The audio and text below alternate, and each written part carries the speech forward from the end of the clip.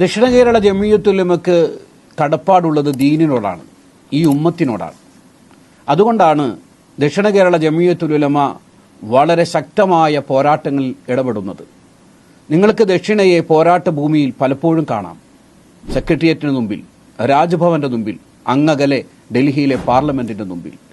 അവർ ഈ മുഷ്ടി ചുരുട്ടുന്നത് അവർക്കെന്തെങ്കിലും നേടിയെടുക്കാനല്ല, ഉമ്മത്തിന്റെ അവകാശങ്ങൾക്ക് വേണ്ടി. ശരീഅത്ത് അപകടപ്പെടുമ്പോൾ ഏക സിവിൽ കോഡിനെതിരെ, നിങ്ങൾക്ക് ഓർമ്മയുണ്ടോ 2019 ഡിസംബർ മാസത്തെ 10 അന്നായിരുന്നു ദക്ഷിണ കേരള ജമിയത്തുലമ കൊല്ലത്ത് ഏറ്റവും വലിയ പ്രക്ഷോഭം നടത്തിയത് പൗരത്വ ഭേദഗതി നിയമത്തിനെതിരെ.